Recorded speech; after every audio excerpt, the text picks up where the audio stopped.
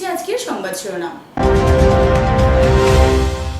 প্রস্তাবিত food park ও cold চেইনের জন্য পাথারকান্দিতে শেপেনজুড়িতে 165 বিঘা জমি হস্তান্তর সরকারের। কাঁঠালতলিতে টাকা নিয়ে মারপিট, প্রতিবেশী হামলায় হাত কাটা গেল যুবতীর, আহত 6। মণিপুরি স্বায়ত্তশাসিত পরিষদ গঠনের দাবিতে শিলচরে প্রতিবাদ মণিপুরীদের।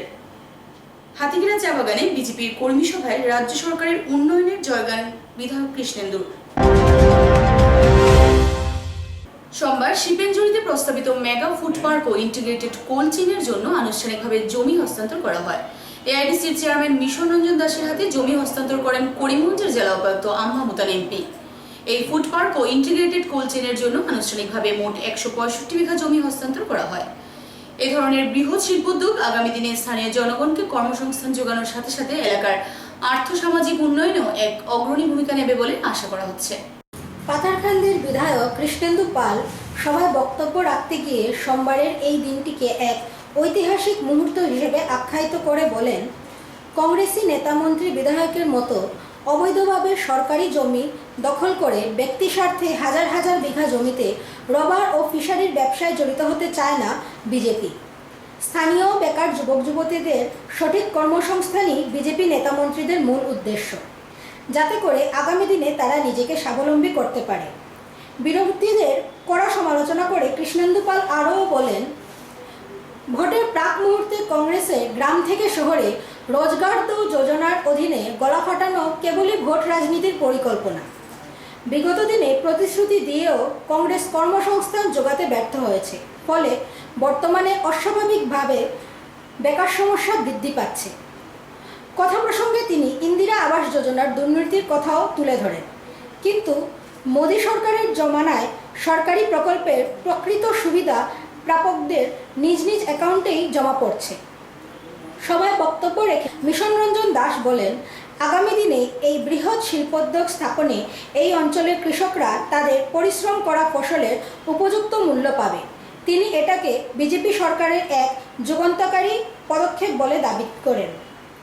কয়েকদিনের মধ্যেই শুরু হবে ভবন নির্মাণের আনুষঙ্গিক কাজ।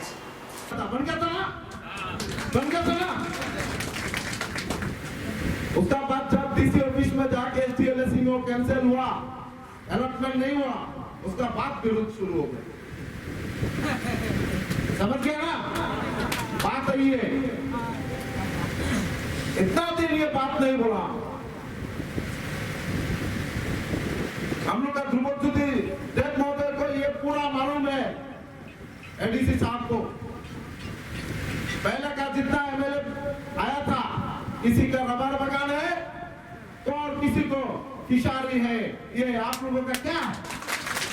आप लोगों को क्या किया? ये सोचने के बाद है। हम इसलिए बोला, कैंसिल करने के बाद हम जिस दिन मिशन रंजन जी एआईडीसी के चेयरमैन बने, हम जाके दादा को पहले ये ऑफर दिया, दादा करीमगंज में एक इंडस्ट्री तालाब बनना है, हमारा पास माटी है, लैंड है। साथ में मिशन नगरदा बोला, तुम माटी का अरेंजमेंट करो, हम ये प्रपोजल सबमिट करेगा गवर्नमेंट को।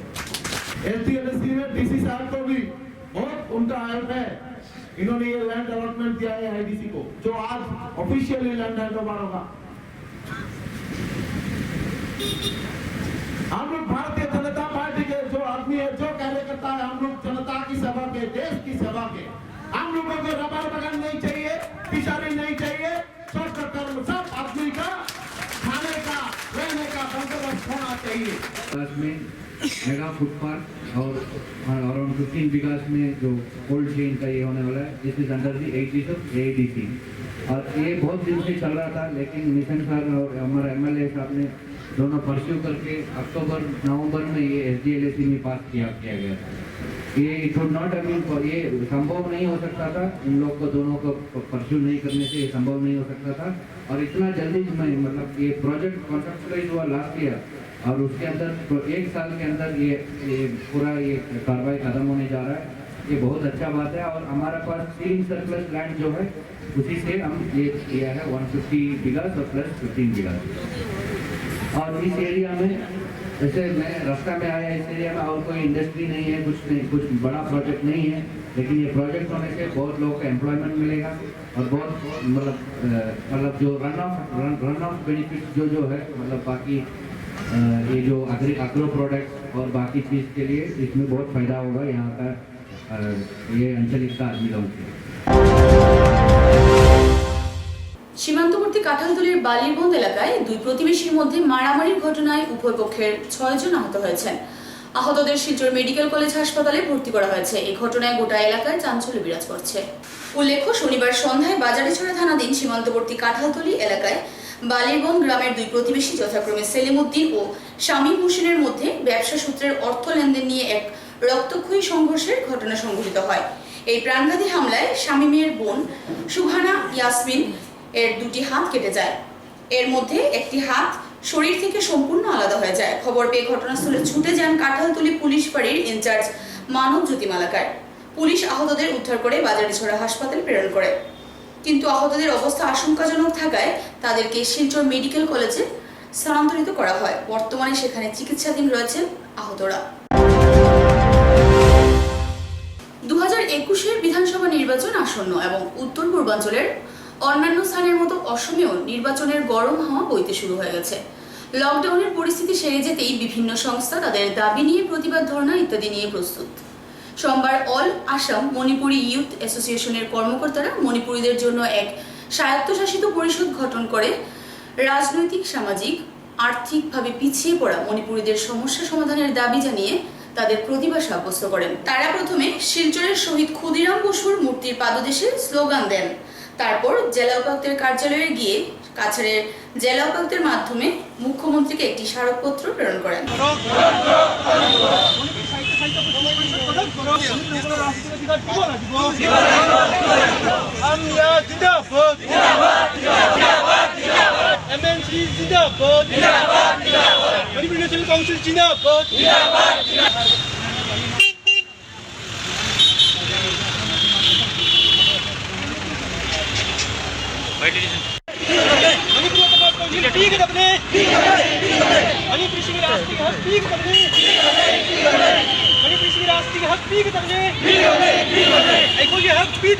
গঠনের কর্মসূচির উদ্দেশ্য তো হলো মণিপুরীদের লাগিয়ে মানে সুশাসিত মণিপুরি অটোনমাস কাউন্সিল ডিমান্ড করা সরকারের তরফ থেকে। এটা ডিমান্ড লং স্ট্যান্ডিং, আজকের ডিমান্ড অনেকদিন থেকে আমরা ডিমান্ড করে যাচ্ছি, কিন্তু সরকারে কোনো ধরনের মন দিচ্ছেন না। মানে একটা কারণ হতে পারে যে বরাকগুলি তো দিসপুর থেকে অনেক দূরে আছে, আর বরাকগুলিতে যে কোনো গুরুত্ব না, দিসপুরে মানে অত গুরুত্ব দেয় না। কিন্তু এবার যদি আর গুরুত্ব দেয় না, আমরা মানে বহুত ধরনের অ্যাগ্রেসিভ আর স্টেশন চলে থাকবো আমরা। আর এই ডিমান্ডের লেজিটিমেট ডিমান্ড, এটা মানে কোনো ধরনের মানে ইম্পসিবল ডিমান্ড না। রিসেন্টলি মরার মতো ওনাদেরকে দেওয়া হলো, এটা মানে অটোনমাস কাউন্সিল, আমাদের এখানে দেওয়া হবে না। এটা কারণ আমরা ওটা ওবিসি প্লেসের মানুষ, আর আমরা তো ব্যাকওয়ার্ড প্লাস ডিপ্রাইড।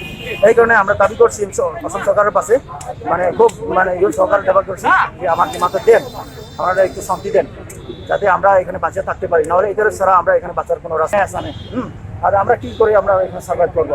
আমাদের কোনো ধরনের রিপ্রেজেন্টেশন অ্যাসেম্বলির কিছু হলে আমরা কোনো কিছু করতে পারি না। আমরা এখানে যেমন ধরে হিমন্ত বিশ্ব শর্মা অ্যাসেম্বলি অ্যানাউন্স করলো যে আসামিজ ভাষা তো সব মানুষ ক্লাস 1 থেকে ক্লাস 10 পর্যন্ত ইয়ে করতো। আমারও যদি ওখানে যদি থাকতো, আমরা ওখানে গিয়া প্লিজ আমরা আপত্তি করতো যে না এই তো হবে না। কিন্তু মানে যেহেতু ওখানে আমার কোনো ধরনের ইয়ে নাই, রিপ্রেজেন্টেটিভ নাই, ওখানে আমরা এই কিছু বলবার মানে সুযোগ পাইলাম না।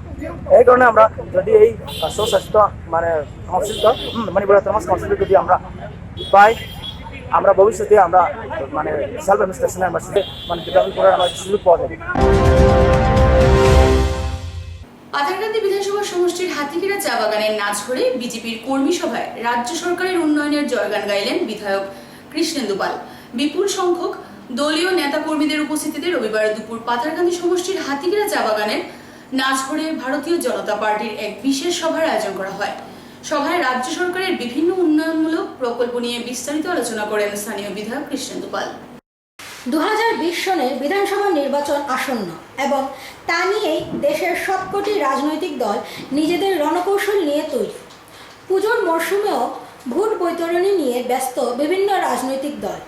একদিকে যেমন সরকারের বিভিন্ন ত্রুটি নিয়ে আলোচনা সমালোচনায় ব্যস্ত বিরোধী দল কংগ্রেস, তেমনি সরকারের কাজের প্রশংসায় পঞ্চমুখ হতে দেখা যাচ্ছে শাসক দল বিজেপিকে।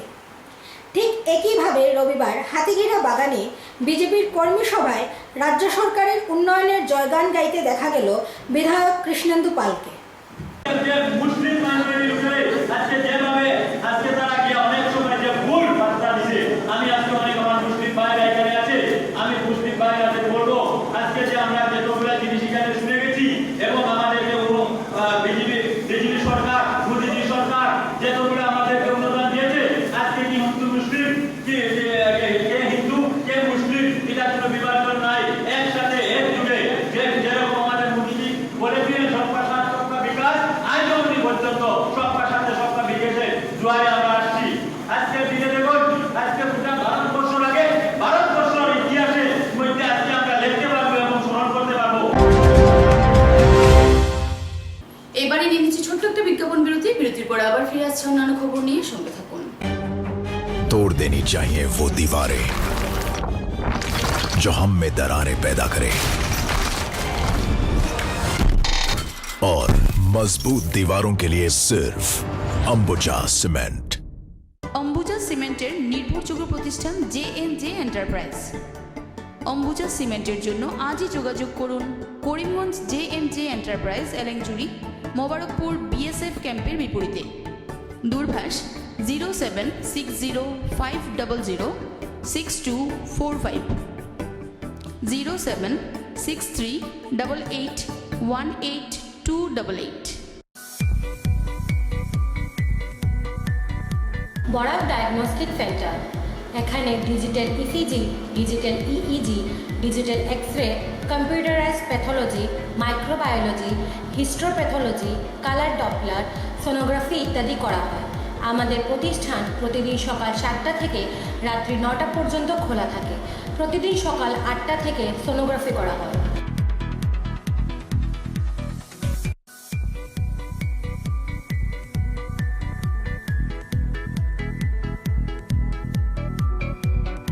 যোগাযোগ Barak diagnostic centre, settlement road, Karimganj. Phone 03842733151। Mobile নম্বর 7086376822 9401132529।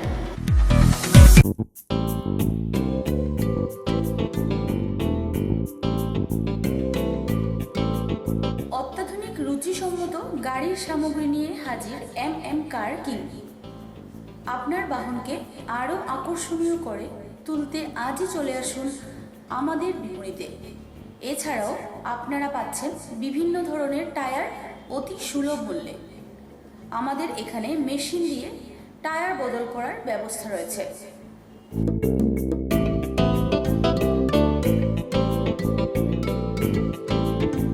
আমাদের ঠিকানা শিলচর রোড, এলেংচুরি, করিমগঞ্জ, আসাম।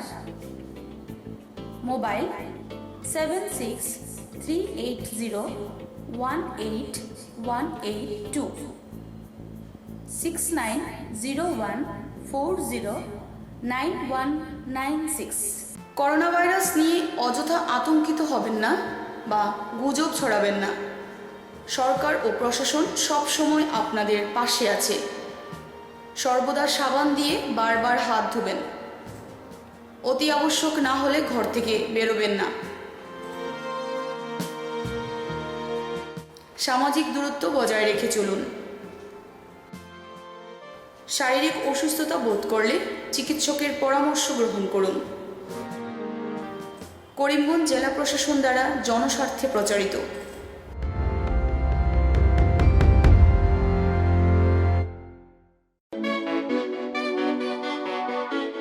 আধুনিক রুচিসম্মত অ্যালুমিনিয়ামের সামগ্রী নিয়ে আপনাদের শহরে হাজির মা অ্যালুমিনিয়াম সেন্টার।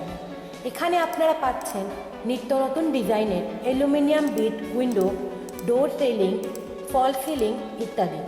অতি সুলভ মূল্যে সাজিয়ে তুলুন নিজের বাসগৃহ ও ব্যবসায়িক প্রতিষ্ঠান। আমাদের এখানে খুচরো ও পাইকারি উভয়ভাবেই সামগ্রী বিক্রি করা হয়।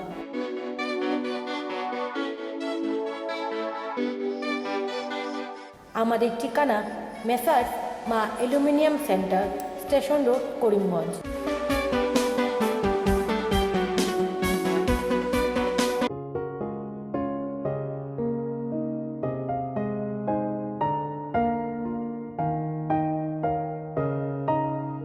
চিকিৎসা সেবায় নতুনত্ব নিয়ে হাজির নিউ লাইফলাইন হাসপাতাল।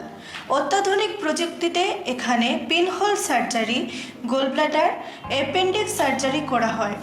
শিলচর মেডিকেল কলেজের সার্জারি বিভাগের অতিরিক্ত প্রফেসর ডক্টর RC শ্যাম সার্জারিগুলি করবেন। তাছাড়া তিনি প্রতি শনিবার বিকেল 3টে থেকে OPD-তে রোগী দেখবেন। রয়েছেন শিশুরোগ বিশেষজ্ঞ ডাক্তার গুলজার হোসেনও।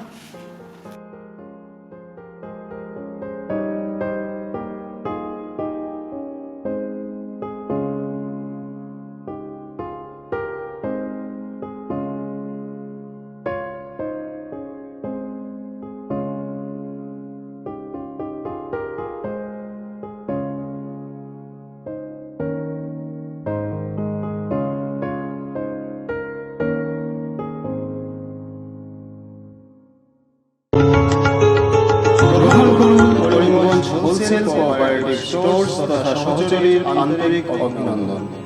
করিমগঞ্জ হোলসেল কোঅপারেটিভ স্টোর্সের নিয়ন্ত্রণাধীন স্টেশন রোডস্থ বিভাগীয় বিপণী সহচরী নতুন উদ্যোগে সমৃদ্ধ হয়ে জনগণের সেবায় এগিয়ে এসেছে। তুলনামূলক কম মূল্যে নিত্য প্রয়োজনীয় দ্রব্য সামগ্রীর যোগান অব্যাহত রাখতে সহচরী কর্তৃপক্ষ বদ্ধপরিকর। জেলার সমবায় আন্দোলনকে জোরদার করে তোলার ক্ষেত্রে করিমগঞ্জ হোলসেল কোঅপারেটিভ স্টোর্স তথা সহচরী কর্তৃপক্ষ সকলের আন্তরিক ও সক্রিয় সহযোগিতা কামনা করে